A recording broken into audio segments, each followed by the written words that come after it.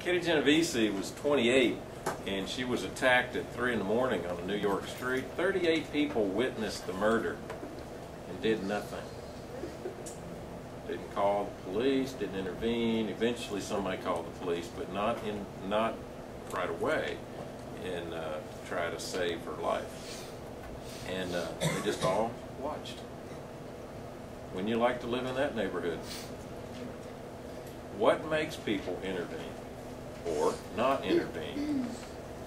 Well, obviously, if you just don't care, apathy. You know, if you don't care if somebody's getting killed, you're not going to intervene.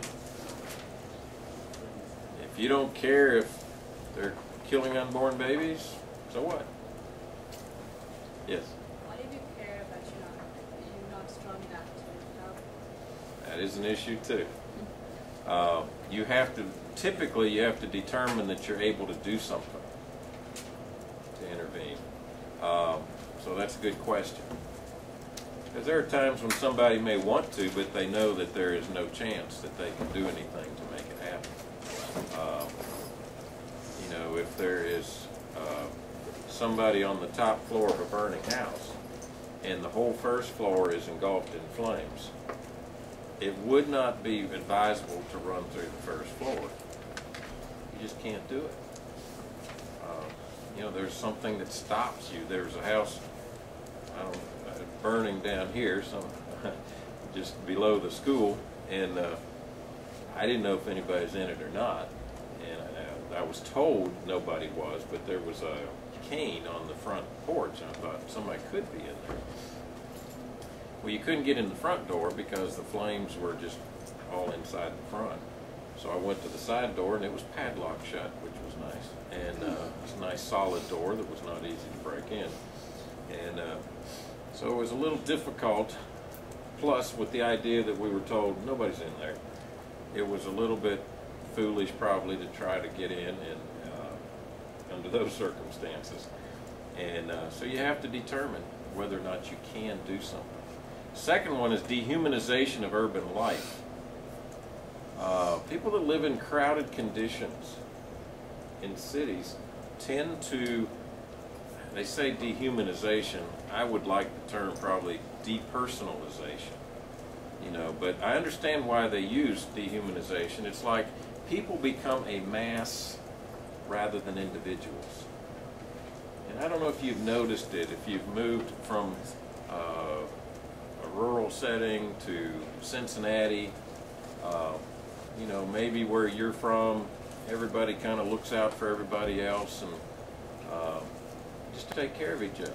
I remember my first trip out west, and I drove from Colorado Springs to Rapid City, South Dakota, and I didn't take main roads, and I drove and I drove and I drove and I drove, and I didn't see a tree, a car, a human being, anything except fields, you know. And I remember commenting to my family, I said, you know, if I break down out here, they'll find our bleached bones years from now, you know. It's just, it sure gave me an appreciation for those that cross the country in those Conestoga wagons. But I talked to one of the guys when I finally found civilization, which was a village of about 8 people. And I think that's what it said on the sign. And I said, how do you do it? Plus, I had noticed that whenever I did find people, they were so friendly. They were just so helpful, so friendly. And I commented on that. He said, hey, you got to be out here. You got to take care of one another. And so it's much more personal. They see people as individuals. When you're in a city and you see hundreds and thousands of people around you, you tend to just block them out. It's just a mass of people.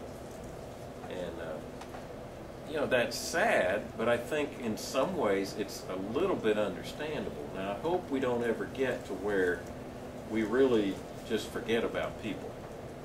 But, you know, you pass so many people, if you're walking around town, you're not going to say hi to everybody. If you do, it's going to be interesting to watch you, you know, and on a busy street corner. I went to Alabama early on after I married my Alabama wife, and we were up in the country on Sand Mountain, Alabama. That's real country. And I was driving along, and everybody waved at me, you know, everybody. And I said to her, I said, somebody must have a car that looks just like mine. She said, why? I said, everybody's waving at me. And she just laughed, said, this is Sand Mountain, Alabama. I mean, that's what they do. So, okay. And so it's a very personal environment as compared to a more crowded environment. And in New York City, you can imagine, that's one of the most densely populated areas. At 64, it would have been the most densely populated area in the world. There's a situational model for intervention in emergencies that Latane and Darley put together in 1968, probably as a result of the Kitty Genovese response. Why did nobody respond? And he said that there's some things that you have to notice before you respond. Number one, you have to notice something is wrong. You know, if you're asleep and Kitty Genovese is being killed outside, you're not going to respond, right? Yeah. Okay. And then you have to decide that the event is an emergency. Well, in the Kitty Genovese case, yes, it would have been an emergency, okay? And, you know, if you decide it isn't an emergency, then you're not going to care. You have to assume responsibility. And you have to decide what can be done. And that kind of fits into what Rose said. Maybe you can't do anything. Okay.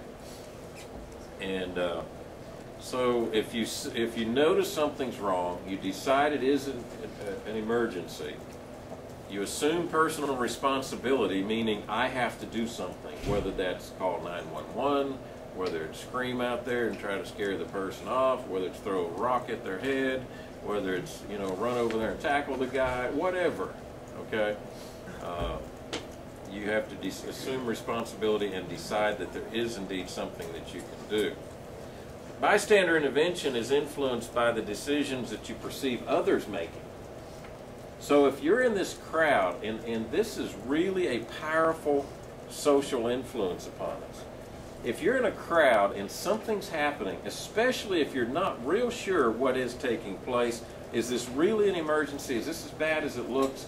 You tend to look to the other people around you for their reactions. And if they're all kind of nonchalantly watching this and you decide, oh, I guess it's okay. I guess it's not that bad after all. Okay? If they start reacting, then you tend to react with them. And we are typically influenced by others around us in these types of situations. Now, this is what Darley and Latane said. They basically, it's just a chart saying the very same thing. If you notice the emergency, you're going to define it as an emergency. If you decide, no, it's not really an emergency, you don't help. Take responsibility. If you say, no, really, it's not my job, it's not my responsibility to do anything. Decide how to help, and then implement a way to help. And they put 5 steps there. They have that last one there of implementing. They actually step in and do it, which I didn't put on the first one. Then there's this study where there's smoke, there's sometimes fire. And this was a study that Darley and Latane did to try to come to their conclusions as to why people react like they do. So this was a smoke in the room study. They had subjects that were in a room, and they started to fill out a questionnaire. And while they were in that room filling out this questionnaire, they started pushing smoke into the room. Okay? Now that seems like that's just a no-brainer what you do when there's smoke coming into the room. Okay? But notice, when they had one naive subject, I can't remember how many people were in it. I think this was in the textbook. This was in the textbook, I believe. Anybody remember how many were in there? I think there were 4, I believe. You think maybe 5? Okay. 4 or 5 people in there. Well, there's at least 4, because at one point they had 3 naive subjects. May have 4 in the next one. But if there's one naive subject, let me get all of them up here so we can see. when there was one naive subject that did not know about the smoke, did not know that this was an experiment, just one person only was in the room. I'm sorry, I'm messing up this whole research thing. When there's one naive person, okay, I send you into this room, you know nothing about the experiment, you're filling out the questionnaire, smoke comes in, 75% of the time the people left the room. I have no idea what was wrong with the other 25%, but if it was a job application, they would not get hired, okay? So only 75, to me, only 75% left when there was smoke coming into the room. When there were 3 naive subjects in there, okay, all 3 of them, none of them knew what was going on. None of them. 30–80% left the room. You see what they were, what do you think they were doing? Okay, assume this is one naive subject. What's he doing when there's smoke coming into the room and there's 2 other guys in there? Second? Looking at each other to see what they're What's going on here? I don't want to be the first one to be a wimp and run out of this room, especially if it's guys. You know, they'd rather burn up than be a wimp. That's pushing it. At least for me. Okay. So they're kind of evaluating each other. Nobody wants to take that first step. Nobody wants to be the first one to say, fire, let's get out of here. Now, when there's one naive subject and 2 Confederates working that do know why the smoke is coming in, and they just sit there very calmly, no big deal, only 10% left to tell people there was smoke in the room. Guess they just let the place burn down. Now, I read these kinds of studies and I just want to argue with them. You know, people are more intelligent than this. We're not that dependent on one another. But these are the studies. And I hope we would do better than some of these studies would do. But I wonder. That might be arrogance speaking instead of reality. I don't know. People often try to avoid showing signs of worry or concern until others are alarmed. I don't want to be the first one to be alarmed. I don't want to freak out, so to speak, when everybody else is real calm. You know, I don't want to be the spectacle. Which also means you don't want to take charge and do something. This caution hinders people from defining the situation as needing them or requiring assistance. And the larger number of people there who don't seem concerned, the stronger a person is inhibited from responding. So if there's one other person there, you tend to assume about half the responsibility. If you're the only one there, then it's all yours. Whatever is done, you do.